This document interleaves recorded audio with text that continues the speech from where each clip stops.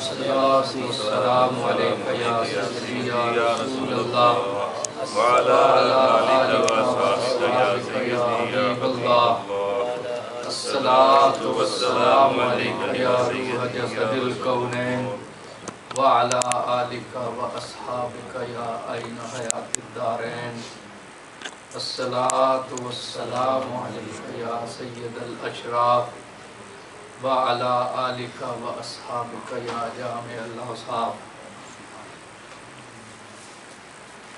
مخدوم و محتشم قبلہ ڈاکٹر محمد اقبال صاحب نوری مخدوم و محتشم علامہ حافظ محمد سعید صاحب برادران والا تبار، آج کی مبارک اور محمود محفل امام عالی مقام سید الشہداء نواسہ رسول حضرت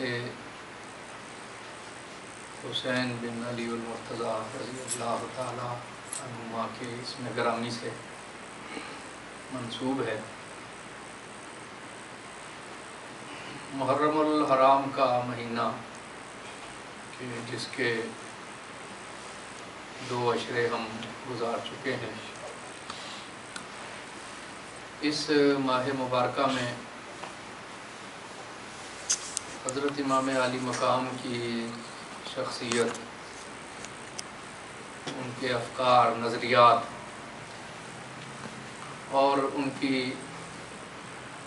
شہادت کے ایمان افروز واقعات بالعموم بڑی تفصیل کے ساتھ اور بہت جزیات کے ساتھ بیان کیے جاتے ہیں، اور یہ آپ حضرات کی خوش قسمتی ہے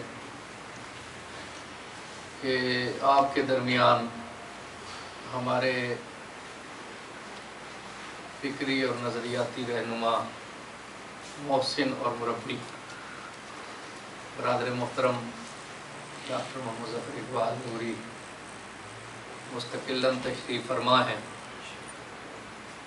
اور ان پہلوؤں سے آپ حضرات کو تربیت کا سامان میسر ہوتا ہوگا جن سے بالعموم ہماری عمومی مجلسیں خالی ہوتی ہیں۔ ایسے میں نہیں سمجھتا کہ میرے پاس آپ حضرات کو سنانے کے لیے کوئی نئی بات ہے یا کوئی ایسا نیا فکر انگیز پہلو ہے جس سے آپ حضرات واقف نہیں ہیں، لیکن عربی میں کہتے ہیں نا کہ العلم بالتکرار، کہ بات دہرائی جاتی رہے تو اس سے علم میں پختگی پیدا ہوتی ہے، بات یاد رہتی ہے۔ اور واقعہ یہ ہے کہ ایک چیز شعور سے اتر کر جب لاشعور کا حصہ بن جائے تو وہی ایک کردار سے چھلکتی ہے، تو بات کو دہراتے رہنا بھی فائدے سے خالی نہیں ہے، وہ شعور سے لاشعور میں اتر جائے، تحت شعور میں راسخ ہو جائے، اور ہمارے افکار کا، ہمارے خیالات کا، حتیٰ کہ ہماری گفتگو کا بنیادی وظیفہ بھی وہ ہو جائے، ہمارے لفظوں کے آبگینوں سے وہی معنی چھلکیں جو کہ خون حسین کا تقاضا ہے۔ تو ان محافل کا یقیناً مقصد پورا ہو جائے گا۔ اس اظہار عجز کے ساتھ میں اپنی معروضات پیش کروں گا۔ ایک بات بڑی رسمی سی لگتی ہے، لیکن آپ کی محفل میں آ کر مجھے مسرت بھی ہوتی ہے، اور ڈاکٹر صاحب کو دیکھ کر یہ احساس بھی ہوتا ہے کہ صوفیوں کی جو عالی ظرفی ہے اور اصاغر نوازی ہے، اس کی روایت الحمدللہ بھی زندہ ہے۔ تو آج کا دور ایک عجیب معاملہ اپنے ساتھ رکھتا ہے، اور جس کی طرف میں سمجھتا ہوں کہ ہمیں اپنے احباب کی توجہ مبذول کرواتے رہنا چاہیے کہ اسلام ایک زندہ و جاویدہ دین ہے، اور ایسی کوئی صورت ممکن نہیں ہے کہ اس کی تاریخ فراموش ہو جائے، اس کا صحیفہ مشکوک ہو جائے، اس کا وہ ریکارڈ جو کہ تاریخ کے پاس محفوظ ہے وہ محو ہو جائے۔ ایسا ہو ہی نہیں سکتا۔ یہ ایک زندہ و جاویدہ نظریہ ہے، اور ہر دور کا تقاضا اسلام ہی ہے۔ انسان کو ہر زمانے میں جس حقیقت کی ضرورت ہے وہ ہے ہی اسلام۔ لیکن آج کا المیہ یہ ہے کہ اس بات سے ہم سے زیادہ دوسرے لوگ باخبر ہیں، اور ہر دور میں جو وقتی مفاد اور مصلحت ہوتی ہے نا، وہ عموماً انسان پر غالب آ جاتی ہے۔ وہ حقیقت کو سمجھتے ہوئے بھی وقتی مفادات کے تحت چاہتا ہے کہ لوگ حقیقت سے آشنا نہ ہوں۔ تو یہ کیسے ممکن ہے؟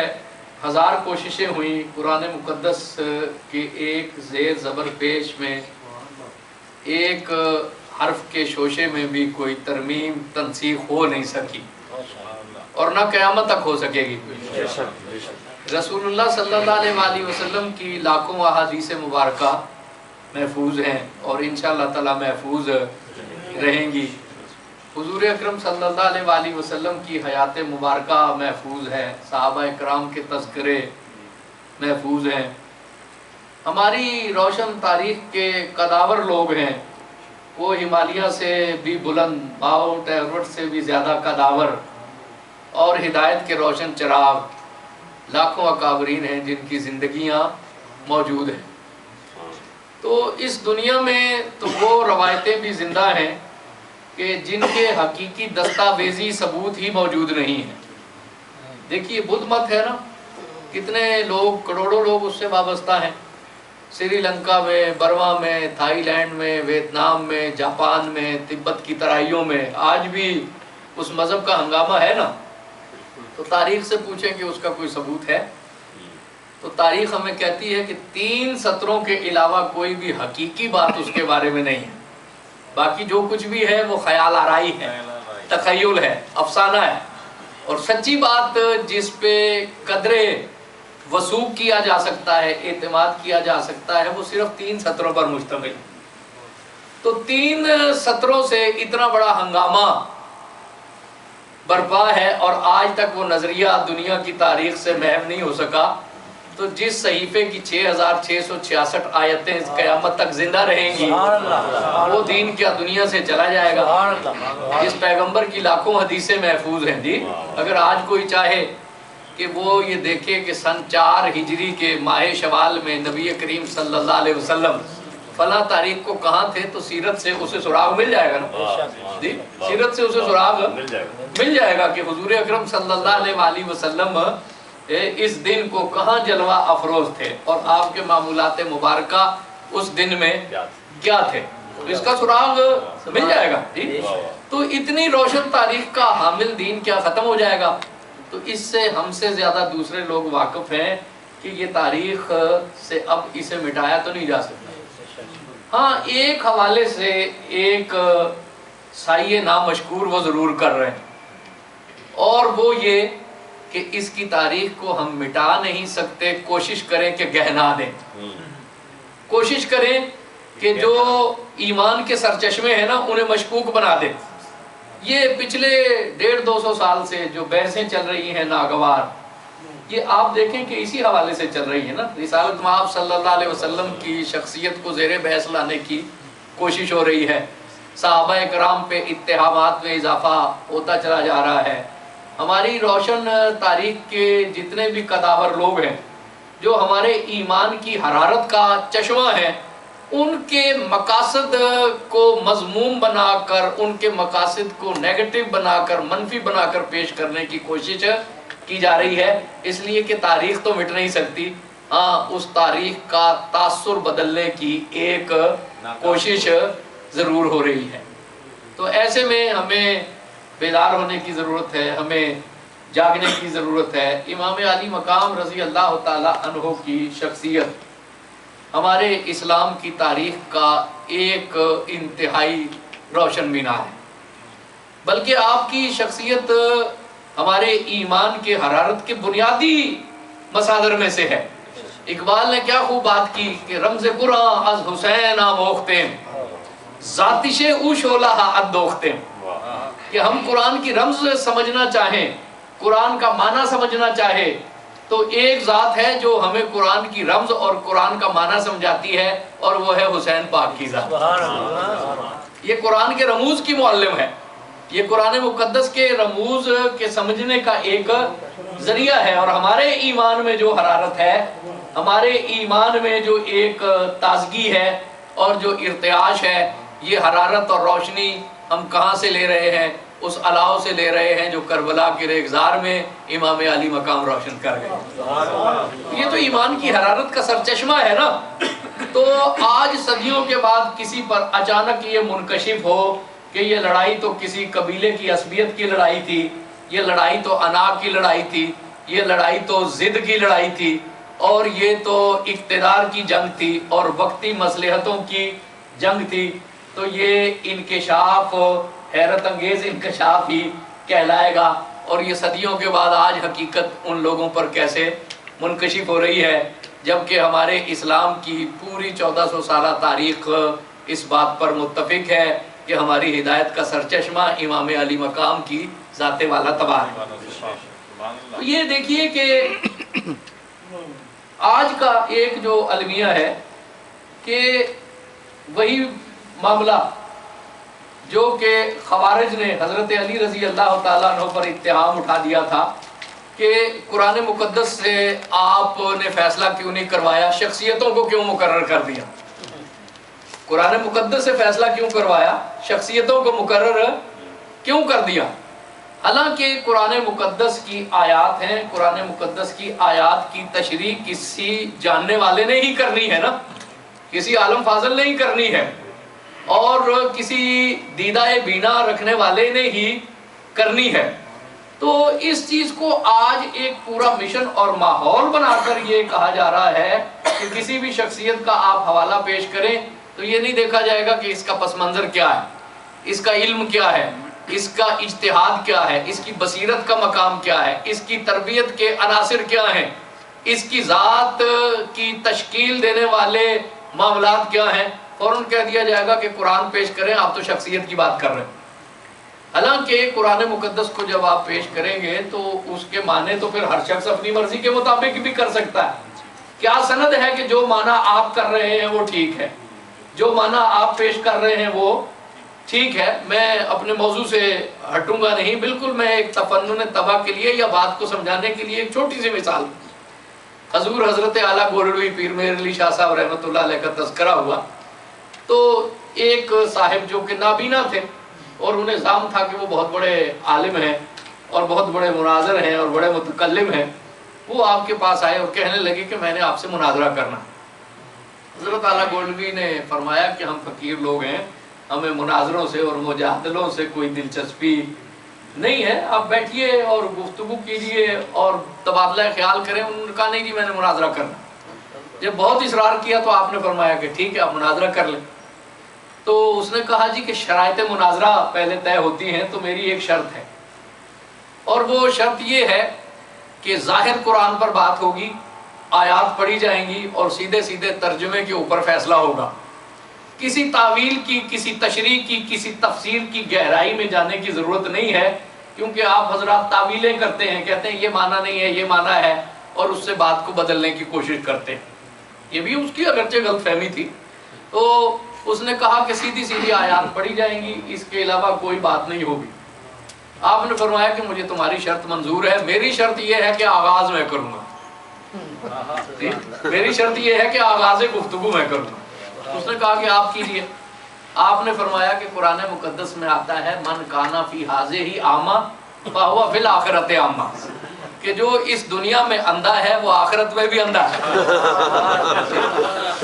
تم تو اس دنیا میں اندھے ہو، آخرت میں بھی اندھے ہوگے۔ جسے اللہ نے یہاں اندھا رکھا ہے اور وہاں بھی اندھا رکھنا ہے، تو پھر اس سے بات کرنے کا کیا فائدہ ہے؟ وہ کہنے لگے نہیں جناب، اس کا مطلب عقل کا اندھا ہے، اس کا مطلب آنکھ کا اندھا تو نہیں ہے۔ تو آپ نے فرمایا کہ یہ تو کہاں لکھا ہے؟ یہ کہاں لکھا ہے کہ اس کا مطلب عقل کا اندھا نہیں ہے، اس کا مطلب آنکھ کا اندھا ہے؟ کیونکہ شرط تو یہی ہے کہ سیدھا سیدھا ترجمہ کرنا ہے اور ظاہر کی بات کرنی ہے، تعویل اور تشریح میں جانا تو ہماری شرط میں شامل نہیں ہے۔ تو یہ آپ کیسے کہتے ہیں کہ یہ آپ یہ معنی کہاں سے لے کے آئے ہیں؟ اس کی دلیل کیا ہے کہ اس سے مراد عقل کا اندھا ہے یا بصیرت کا اندھا ہے؟ قرآن تو سیدھی سیدھی بات کرتا ہے کہ جو یہاں اندھا ہے وہ آخرت میں بھی اندھا ہے۔ تو یہ دیکھیں کہ بات سمجھنی اور سمجھانی پڑتی ہے۔ تو یہ ایک المیہ، یہ فتنہ ہے جس سے ہمیں ایک واقف ہونے کی ضرورت ہے کہ ایک شخصیت کا ایک احترام ہے، وقار ہے، اور ایک شخصیت کا پس منظر ہوتا ہے، اس کی بات کی ایک اتھینٹیسٹی ہوتی ہے۔ ہر شخص ہے، جب ایک عام شخص کہتا ہے کہ جی قرآن یہ کہہ رہا ہے اور بخاری شریف یہ کہہ رہی ہے، تو میں کہوں کہ امام اعظم ابو حنیفہ کہہ رہا ہے، تو آپ کی بات مانی جائے گی یا امام اعظم کی مانی جائے گی؟ جی، تو ایک شخص کہتا ہے کہ قرآن کی آیت ہے، تو وہ بھی تو شخص ہی ہے نا، جو کہ اپنی مرضی کا مطلب پیش کر رہا۔ تو میرے نزدیک حجت امام بخاری ہونا چاہیے یا ایک عام شخص ہونا چاہیے؟ جی، تو ایک معنی وہ ہے جو حسین مجتبی اپنے خون سے لکھ رہا، جی، ایک معنی وہ ہے جو حسین نے اپنے خون سے لکھا ہے، اپنے مبارک خون سے لکھا ہے، اور ایک معنی وہ ہے جو کہ آج عقل کے اندھے اپنی مرضی سے کر رہے ہیں، مجھے حسین کی تفسیر پہ عمل کرنا ہے یا آج کے دیدہ ایک اور کی تقلید کرنا ہے۔ اندھوں نے مل کے شور مچایا ہے کو بکو، اندھوں نے مل کے شور مچایا ہے کو بکو، تا سن سکے نہ کوئی کسی دیدہ ور کی بات۔ یہ تو دیکھو کہ حسین شہید ہیں کون؟ حسین وہ شخصیت ہے کہ جنہیں اللہ تبارک و تعالیٰ نے اس وعدے کا مصداق بنایا ہے جو اللہ نے اپنے محبوب سے سورہ کوثر میں فرمایا۔ سورہ کوثر کے 14 معنی میں سے ایک معنی کیا ہے؟ حضور اکرم صلی اللہ علیہ وسلم کو اللہ نے شہزادے عنایت کیے، پھر اپنی حکمت سے واپس لے لیے۔ حضور کے بیٹے قاسم اور عبداللہ رحلت فرما گئے نا۔ عاص بن وائل اور دیگر کافروں نے کہا کہ محمد تو ابتر ہو گئے، نعوذ باللہ نقل کفر کفر نہ باشد۔ ابتر اس شخص کو کہتے ہیں نا جس کی اولاد نرینہ نہ ہو۔ انہوں نے کہا کہ محمد مصطفیٰ صلی اللہ علیہ وسلم ان کی تو اولاد نرینہ نہیں، ان کا ذکر اب کون کرے گا؟ ان کے فیضان کا وارث کون ہوگا؟ ان کا تذکرہ کون زندہ رکھے گا؟ اللہ نے کہا کہ اللہ نے آپ کو کوثر عنایت کر دی ہے، اے محبوب ہم نے قاسم اور عبداللہ لے لیے اور حسن اور حسین دے دیے، ہم نے حسن اور حسین دے دیے۔ قاسم اور عبداللہ بھی نبی معصوم کے فرزند ہیں، دینے میں بھی اللہ کا راز ہے، لینے میں بھی اللہ کا راز ہے۔ جو یہ 2 شہزادے دیے گئے ہیں یہ بھی جنت کے نوجوانوں کے سردار ہیں۔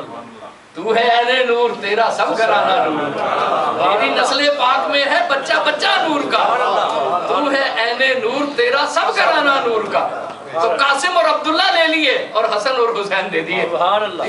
تو حسن اور حسین کون ہیں؟ جو سورہ کوثر کے وعدے کا مصداق بن کر آئے ہیں، سورہ کوثر کے وعدے کا مصداق بن کر آئے ہیں۔ اور یہ دیکھو کہ اس نسل پاک کے کا فیضان آج بھی جاری ہو ساری، اس نسل پاک کی بے مثال ہے۔ کون ہے جو حسن جیسا ہے؟ کون ہے جو حسین جیسا ہے؟ کوئی ہے زین العابدین جیسا، کوئی ہے محمد باقر جیسا، کوئی ہے جعفر صادق جیسا، کوئی موسیٰ کاظم کی مثال ہے، کوئی علی رضا کی مثال ہے، جی کوئی سید حسنی حسینی شیخ عبد القادر جیلانی جیسا دنیا کے مذاہب میں نظر آتا ہے، جی کوئی خواجہ غریب نواز سلطان الہند معین الدین اجمیری جیسا دکھائی دیتا ہے، کوئی سید احمد کبیر رفاعی کی مثال ہے، کوئی معین الدین اجمیری کی مثال ہے، کوئی قطب الدین بختیار کاکی جیسا ہے، کوئی سلطان المشائخ زری زربخش محبوب الہی نظام الدین اولیاء جیسا ہے، حضور کے شہزادے بے مثال ہے، جی جہاں داتا اجمیری بیٹھ گیا فیضان کا چشمہ جاری، یہ حضور کے شہزادے ہیں نا۔ تو یہ تو وہ خاندان ہے، یہ تو وہ نسل پاک ہے جو کہ سورہ کوثر کا مصداق بن کر آئی ہے، جنہوں نے حضور اکرم صلی اللہ علیہ وسلم کے فیضان کا وارث جنہیں اللہ نے قرار دیا ہے. حسن اور حسین کا نام اللہ کی مشیت سے رکھا گیا. روایت جی روایتیں ہیں. حسن اور حسین کا نام بھی اللہ کی مرضی سے رکھا گیا. اللہ نے چاہا کہ یہ نام رکھے جائیں. اور فعل الحکیم لا یخلو عن الحکمہ. اللہ اگر انہیں حسن قرار دیتا ہے اور حسین قرار دیتا ہے تو یہ حسن اور حسین کا مادہ کیا ہے؟ حسن. انہیں گوندا ہی حسن کے خمیر میں گیا. یہ تو حسن مجسم بنائے گئے ہیں نا. تو ان میں قباحت کیا ہے؟ کہاں سے آ گئی؟ ان میں انا کہاں سے آ گئی؟ ان میں ضد کہاں سے آ گئی؟ ان میں قبیلے کی عصبیت کہاں سے آ گئی جنہیں گوندا ہی حسن کے خمیر سے گیا؟ حسن بھی حسن سے ہے نا. حسین تصغیر ہے. عربی میں پیار کے لیے تصغیر ہوتی ہے. عربی میں پیار کے لیے جو ہے نا، پیار کے لیے تصغیر کا صیغہ استعمال کرنا ہے نا جی. تو حسن بھی حسن سے ہے، حسین بھی حسن سے ہے. تو دونوں کا خمیر ہی حسن ہے نا. تو اس میں قباحت کہاں سے آئے گی؟ وہاں پہ کسی پراگندگی کا جو ہے وہ خیال تک کہاں ہوگا جسے اللہ نے حسن کے خمیر میں گوندھ کر بھیجا. اور حسین آئے ہیں. کیسا وجود ہے جسے گوندا ہی حسن کے خمیر سے. دنیا میں آتے ہی پہلا تحفہ انہیں کیا مل رہا ہے؟ حضور کا لعاب دہن، حضور کی گٹھی، اور حضور کا پاک وجود. حضور سے تعلق رکھنے والی ہر چیز ہی پاک ہے، ہر چیز ہی پاکیزہ ہے. اس میں حیرت کی کوئی بات ہی نہیں ہونی چاہیے. یہ ہم شہد شفا ہے نا. پاکیزہ ترین غذاؤں میں کیا ہے؟ شہد ہے نا. تو یہ شہد ہے کیا؟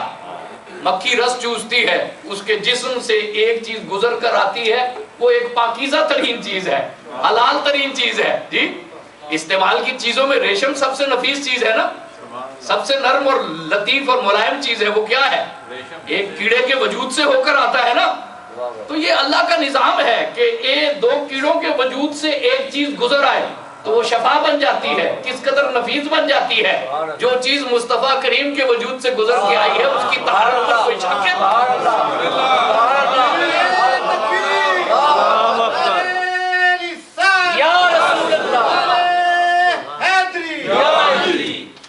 دو کیڑوں کے وجود میں اللہ نے وہ نظام رکھ دیا کہ ایک غذا جو وہ لیتے ہیں جو ان کے وجود کے ایک پروسیس سے گزر کے آتی ہے تو شہد جیسی چیز بن جاتی ہے، ریشم جیسی لطیف اور نظیف چیز بن جاتی ہے جو چیز مصطفیٰ کریم کے وجود سے گزر کر آئی ہے.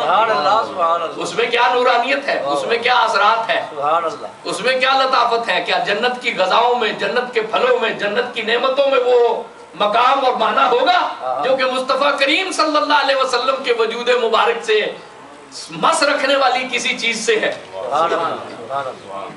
یہ حضرت ابو داؤد کی ایک بڑی خوبصورت روایت سنیے. حضور اکرم صلی اللہ علیہ وآلہ وسلم مدینہ منورہ میں جلوہ افروز. مدینہ میں ان دنوں ایک خاتون تھی کہ جن کے بارے میں شہرہ یہ تھا کہ بڑی ترش روح ہیں، بڑی تند خوں ہیں، بڑی جھگڑالو. شوخی سے ہی کلام میں لیکن نہ اس قدر کہ جس سے بات اس نے شکایت ضرور کی. غالب کہتے ہیں تو جس سے بھی بات کرتی تھی کوئی شکایت ہی پیدا ہوتی. تو حضور تشریف لائے نا تو شہرہ سنا تو اسے بھی تجسس پیدا ہوا کہ پیغمبر ہیں، میں بھی جا کے دیکھوں کہ پیغمبر کیسے. تو وہ گھر سے چلی. اس کے ذہن میں کوئی بادشاہوں کا تصور تھا. انہوں نے تو بادشاہوں کے تذکرے سنے تھے نا. کسرا کا دور تھا، کیسر کا دور تھا. سرداروں کے حویلیاں دیکھی تھی، سرداروں کے معاملات دیکھے تھے، ان کی تنخواہی دیکھی. تو ایک ذہن میں تصور ہے.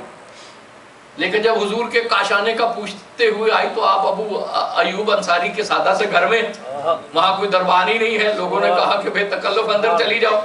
اندر چلی گئی. اس نے اتفاق سے حضور اکرم صلی اللہ علیہ وسلم آپ اپنے چند صحابہ کے ساتھ بیٹھے ہوئے ہیں اور کھانا تناول فرما رہے. تو حضور کے کھانا بھی کوئی سونے اور چاندی کے ظروف نہیں ہے، اشتہا انگیز کھانوں کی کوئی مہک نہیں اٹھ رہی ہے، کوئی جاہو اشم نہیں ہے. سادہ سا ایک کھانا ہے، جو کی روٹی ہے، سادہ سی روٹی ہے. حضور کھا رہے ہیں اور بڑی عاجزی سے بیٹھے ہوئے. کیوں؟ جو اللہ کے بندے ہوتے ہیں وہ غذا کو احترام سے تناول کرتے ہیں کیونکہ وہ اللہ کا راز ہے. رزق اللہ کا راز ہے. ایھا الرسل کلوا من الطیبات واعملوا صالحا. رسولوں کو کہا گیا کہ طیب چیزیں تناول کرو اور عمل صالح کرو. رزق طیب ہوتا ہے تو اس پر عمل صالح کی بنیاد اٹھتی ہے، رزق طیب نہ ہو تو عمل صالح بھی نصیب نہیں ہوتا۔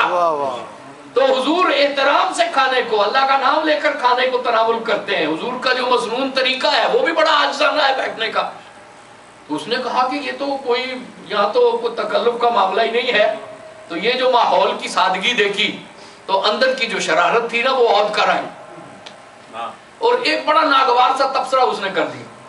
کہنے لگی کہ یہ تو اس طرح کھا رہے ہیں جیسے غلام کھاتے ہیں۔ اب کتنا سوکھیانہ تبصرہ تھا، کیوں کہ اگر سرداروں کی طرح مسند پر نہیں بیٹھے ہوئے، یہ تو نوکر ہے نا، نیچے زمین پہ بیٹھتے ہیں، ایک کونے میں کھا رہے ہیں، وہ سرداروں کے برابر، تو یہ زمین پہ بیٹھ کے کھا رہے ہیں۔